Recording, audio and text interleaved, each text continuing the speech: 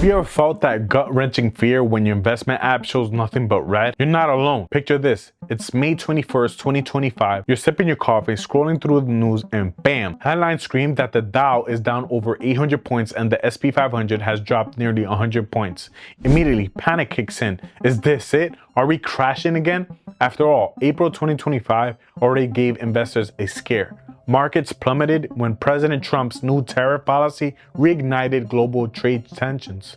People watched their portfolios shrink in real time. Now it's May and we're seeing more red. The economy is still shaking. Middle East tensions are rising and rumors of a tax cut bill are making investors nervous. So today we're asking the question that's on everyone's mind. Are we entering a new stock market crash or is this just more noise? We'll break it all down. What counts as a crash and why May 21st doesn't qualify? What history teaches us about rebounds versus collapses? Why emotional investing could be your biggest enemy and what you can actually do right now to protect and even grow your money. This isn't just theory. This is a survivor guide for anyone who wants to make it through the storm and come out wealthier on the other side. Let's dive in. Let's start with the numbers.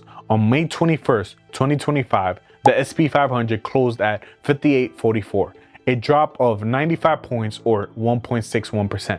The Dow Jones closed at 41,860 or 1.91%. These drops are significant, but here's the truth. They're not a stock market crash. What defines a crash? Most economists agree a crash involves a sudden single-day drop of 10% or more, or a 20% drop or more from recent highs over a short period. To give you context, the April 2025 crash came close.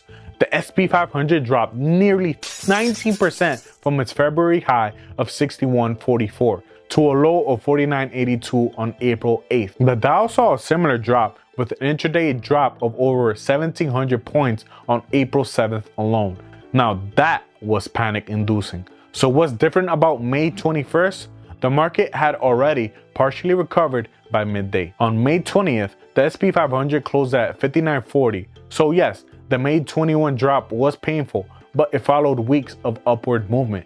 This is volatility, not a news crash. What's causing it? Well, there's lingering fears from April's crash, uncertainty around President Trump's proposed tax cut bill, a potential US credit rating downgrade, escalating geopolitical tension. In other words, investors are nervous and nervous markets swing. Let's step back and look at history. 1987, Black Monday. The market dropped 22.6% in a single day.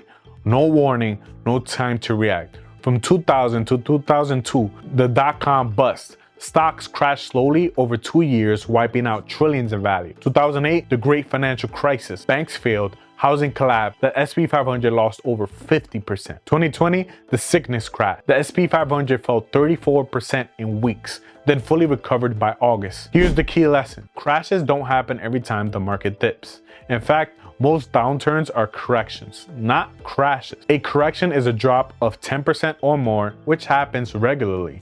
The market usually rebounds within months. So where does May 2025 stand based on historical patterns? This feels more like a continuation of April's correction, not the beginning of a new collapse. Volatility isn't your enemy, panic is. In 2009, those who sold in a fear missed a once-in-a-decade recovery. The same thing happened in 2020. And here's something no one tells you. The biggest gains often come right after the worst days. If you miss just the 10 best days in the market over the past 20 years, your returns could be cut in half. That's why the best investors don't try to time the bottom. They stay the course and adjust their sails, not abandon a ship. A stock market doesn't crash for no reason. Let's look at what's stirring the waters. Trump trade policies in April 2025. President Trump reignited a trade war by introducing sweeping tariffs.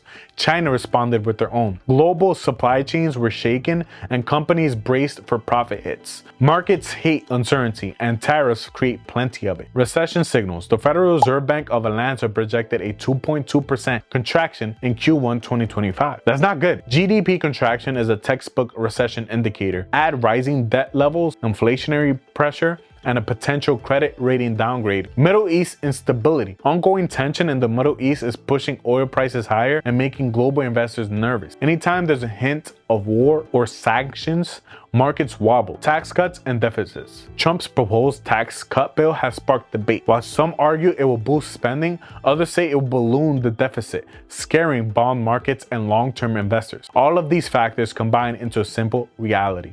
Investors don't know what's coming next.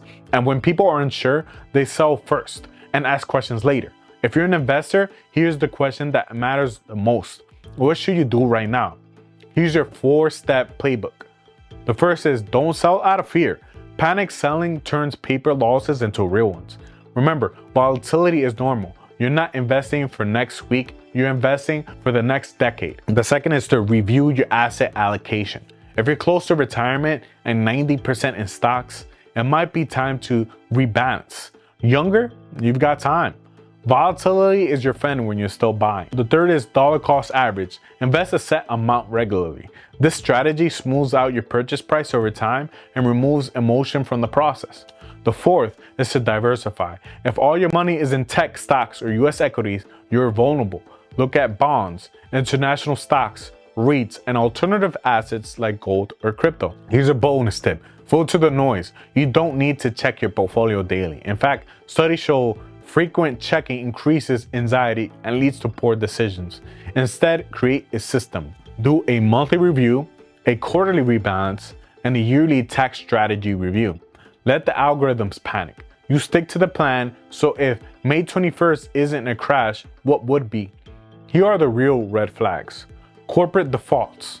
If large companies begin missing debt payments, it signals deep economic trouble. Another is banking failures. Remember Silicon Valley Bank in 2023? If confidence in financial institutions evaporates, contagion spreads fast. The third is massive unemployment spikes.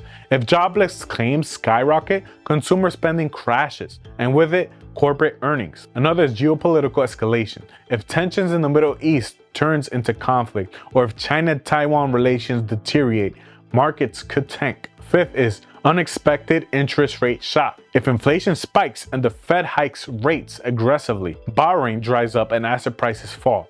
As of May 21st, we're watching these signals, but none have fully materialized. Stay informed, but don't assume the sky is falling just because it's cloudy. To truly understand how to navigate turbulent markets, you need to think like a long-term investor. Let's talk about Linda. Linda is 52. She started investing in her late 30s. After her divorce, she had no financial background, no trust fund, just a 401k, a Roth IRA, and a habit of reading financial blogs during lunch.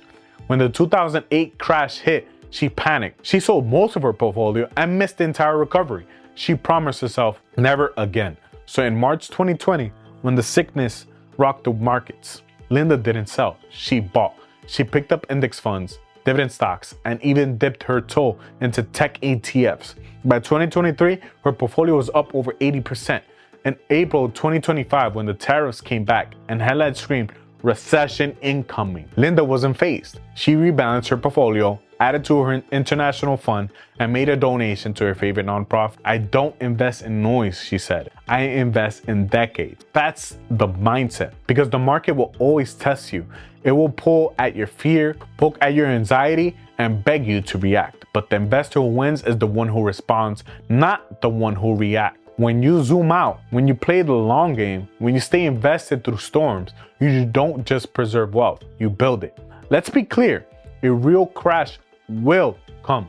Maybe not this week, maybe not this year, but one day. You don't wait for the rain to build a roof, you build it now. Here's how to future-proof your finances. The first is to build an emergency fund that is at least 3 to 6 months of essential expenses in a high-yield savings account. Not just for job loss, for peace of mind. Another is to stack skills. If you want the ultimate hedge against layoffs and economic downturns, be valuable. Learn digital skills like copywriting, coding, design, financial literacy, how to build side income. The more skills you stack, the more income streams you create. The third is to reduce high interest debt. Paying 90% interest on a credit card while earning 7% in the market. That math doesn't work. Eliminate consumer debt. It frees up cash flow and lowers stress. Have a watch list when the market does crash. What will you buy? Make a list. Index funds, specific ETFs, dividend stocks, REITs, which are real estate investment trusts. Keep dry powder, cash you don't mind sitting on, so when prices fall, you're ready. The fifth is mental rehearsal. Yes, seriously. Visualize a 20% drop in your portfolio. Now imagine what you do. If the answer is panic, then it's time to rework your risk exposure. Don't just prepare your finances, prepare your mind. The hardest part of investing isn't understanding charts or reading balance sheets, it's emotional control. Fear makes you sell too soon. Greed makes you hold too long. Hope blinds you to risk. Here's how to keep your cool. First, use rules, not emotion. Create rules. I won't sell unless my allocation changes by 10%. I'll rebalance every 6 months. Rules anchor you when emotions try to take over. Another is to turn off the noise. Social media algorithms love panic. Don't get caught up. Unfollow fearmongers, mute headlines, use curated sources that offer data, not drama. Talk to a mentor or community. Being alone in market fear is dangerous. Join an investing group. Talk to a mentor.